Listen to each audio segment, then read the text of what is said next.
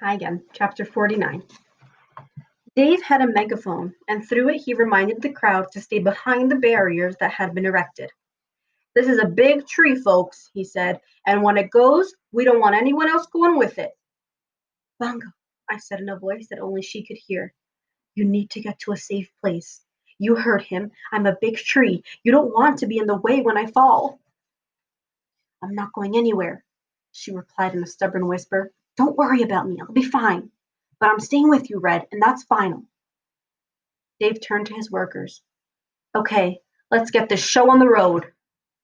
Please, Bongo, I said softly but urgently. The saw moved closer. I waited, expecting to hear the painful roar of the chainsaw engine. Instead, a small but intense sound filled the air. Something like a puppy growl mixed with a kitten hiss. It was a baby opossum. Darting through the huge crowd, across the muddy lawn, past Dave and his crew, around the massive saw, beneath the stump grinder, and finally, triumphantly, up in my trunk, was none other than Flashlight.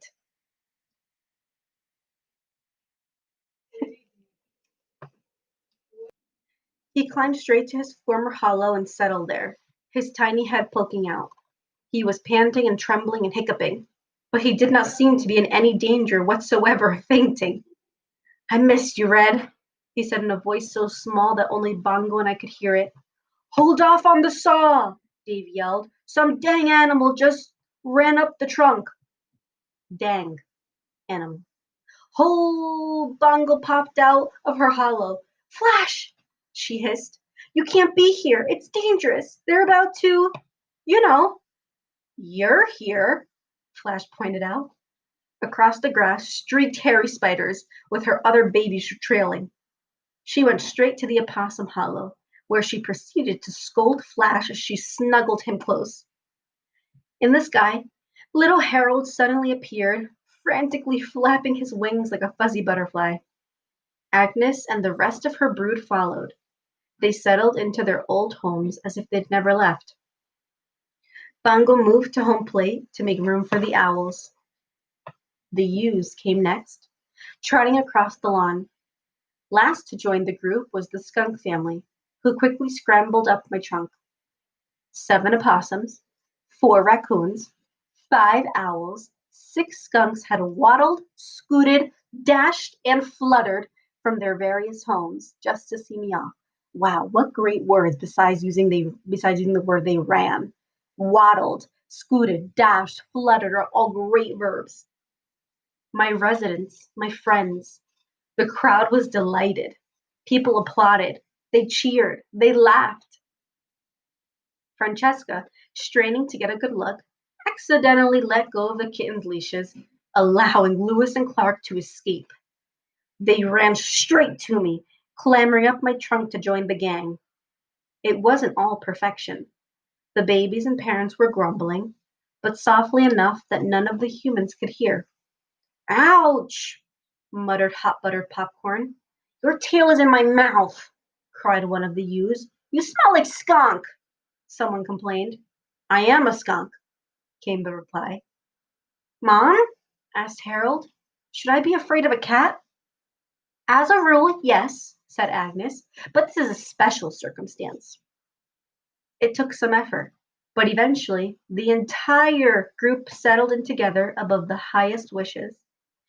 They gazed down calmly at the fascinated crowd below. One of the tree cutters took off his helmet and scratched his head. This just don't happen, he said to Dave. Those animals ought to be eating each other. It's some kind of crazy critter miracle, said another worker. He pulled out a smartphone. This is going on Facebook. Lots of other people seemed to have the same idea. Cameras clicked away, ignoring the barricades. The reporters dashed over, microphones extended as if they were hoping to interview the animals. Bongo, always a bit of a ham, was happy to comply. Chip, please, she said to the microphone waving beneath her. Fantastic picture. All of them inside the tree.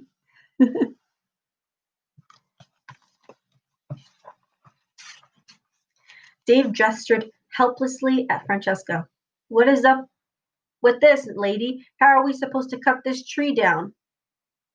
Francesca, wiping away tears, stood. She put her arms around Stephen and Samar. Slowly, they made their way across the muddy grass. When she reached me, she pulled a bookmark from Maeve's journal before handing the book to Stephen. It was a strip of cloth made of blue striped fabric, frayed and faded. Maeve's wish. Carefully, Francesca tied it to my lowest branch, already crowded with wishes. She stared long and hard at the animals. Lewis and Clark purred happily. The crowd quieted. The only sound was the rustling of my leaves. Finally, Francesca spoke. Look, I don't do speeches. That's not my way. She patted my trunk. But here's the thing. Until today, I'd almost forgotten how important this old tree is to my family story. And from the look of it, she pointed to my residence, it's important to a few other families as well. Many people laughed. A few smiled. I hate this word, Francesca continued, running her hand over my carved bark. Hate it. My great-great-grandmother Maeve would have hated it just as much. Here in this neighborhood, we're better than this. She looked over at Samar's parents. We don't threaten people here. We welcome them. Francesca reached for Samar's hand. This tree is staying put, and I hope your family will too.